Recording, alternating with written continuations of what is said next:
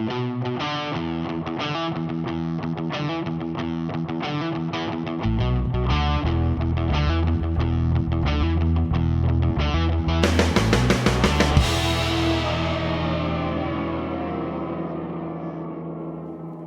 are a few small tips from the book How to Teach by me, Phil Beadle, which is a charming purple colour and has got a lovely picture of a cardigan on the front.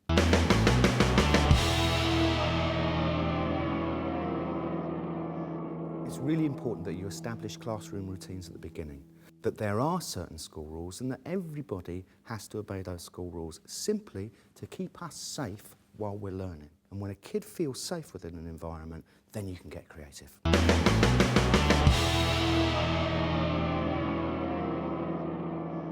The most vitally important piece of behavioural modification in your toolkit is a seating plan. Kids will insist that they want to sit with their mates. Them sitting with their mates is very bad for you because they will wish to talk to their mates. Consequently, you as the teacher decide to sit them to somebody next to that they don't like. Therefore, the off-task chat stops.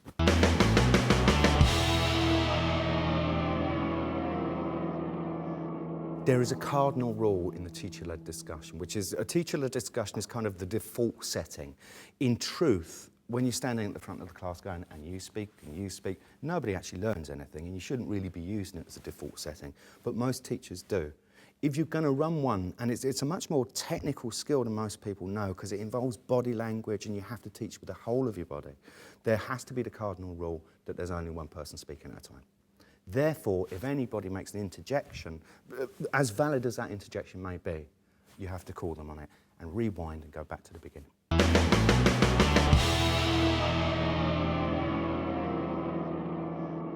I think that the most important thing that any new teacher needs to know is that the kids have identities, and those identities are attached to names. If you know a child's name, then you're going to be able to manage their behaviour, you're going to be able to connect with them. So you have to come up with some system to memorise the names very, very quickly indeed. I have a way of doing it that I got from somebody else where we all sit round in a circle and we get into alphabetical order of first name. And then we play the game to see how many, once they've told me their names a couple of times, how many names that I can remember. That, generally speaking, gets about 3/4 of the kids' names in your head in the first lesson. And once you know a kid's name, you're able to form a relationship with them.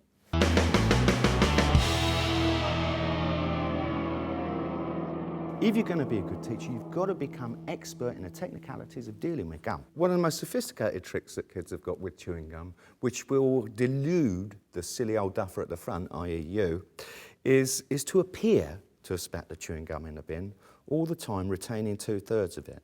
What they'll do is they'll make a very big show of pulling out a bit, and then they'll conceal it behind their palm so that you can't see that only a minuscule amount has gone. They'll put it in a bin and go, there, done it. In possession of this piece of information, you use the phrase, all of it. The moment that a kid hears the phrase, all of it, they realise they're dealing with a seasoned teacher and they are not to treat Sir or Miss like a duffer.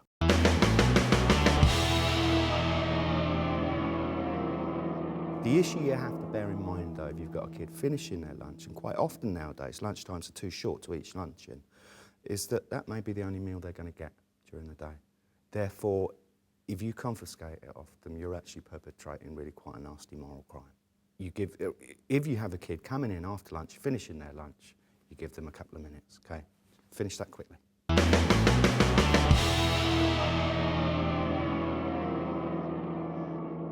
On detentions, simple, don't do them, okay? Unless you're in the period before lunch or the period at the end of the day, they are an administrative nightmare for you, for kids will surely bunk them.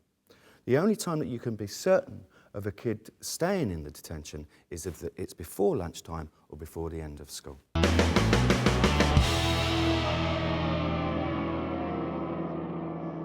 This is something a very experienced teacher told me in my very early days, and I was shocked and really quite ashamed of him. And it is never ever believe a single word a child ever says to you. And your initial reaction to that piece of advice is that it's fascistic. However, the one talent that every single kid has in equal measure is the ability to dissemble.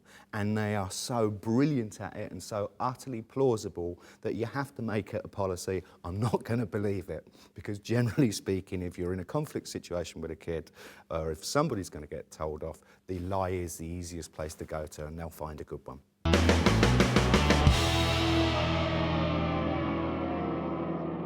I had a kid in my class, this fantastic child, called Francis Prince.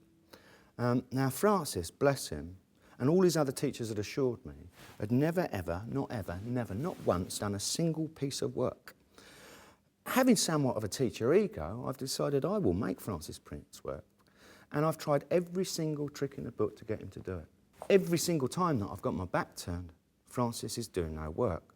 So I've approached him, go, Francis, I've just given you a task, I've set you a task, and you're sitting there doing nothing. I've set you a piece of writing, you're doing nothing. What's up? He goes, I'm thinking, sir, it would be very stupid of me, sir, to do some of your writing without thinking about it first. Francis, bless him, was so brilliant at work avoidance that I couldn't get him to do any work whatsoever. I approached him and said, actually, Francis, I've got some material that I've got to write on the white working class boy and his behaviour. Francis, you are the best ever that I've ever met in my whole career about work avoidance. How about I'll bung you 30 quid and you write down all your work avoidance tactics for me, and I can share those with the head teachers that have booked me. Sure enough, now Francis, who's never ever done any work whatsoever, given the pull of 30 quid, has got 800 words sitting on my desk straight away.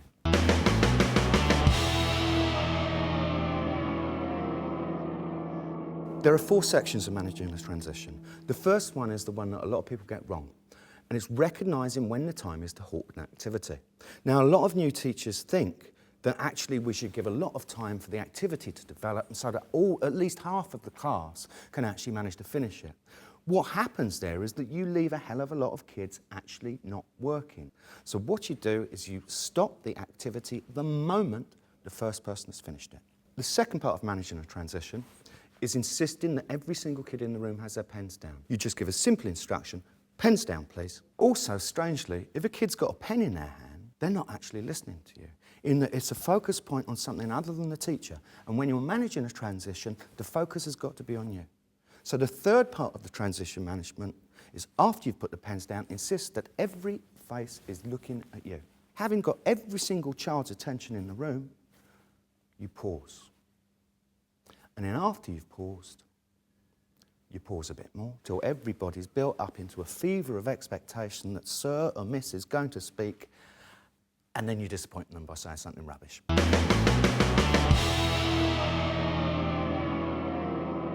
A lot of kids in British schools don't get a great deal of praise. Consequently, those kids wrongly think that they're thick and will express that as well. All it takes for you, the teacher, to put a bandage on this and to heal it is to start praising that child. Okay? To pick something fantastic and special in that child, because they've all got it, okay? And let them know that you've noticed it. And let them know that you think they're clever. And let them know that you like them.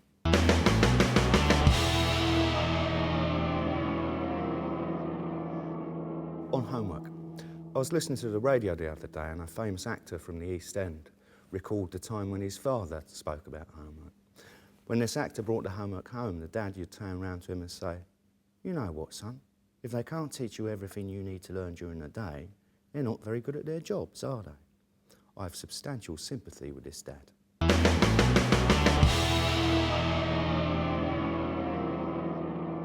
If you have a class that are genuinely really unpleasant to you, firstly, don't take it personally. It's not you, okay? It's your position.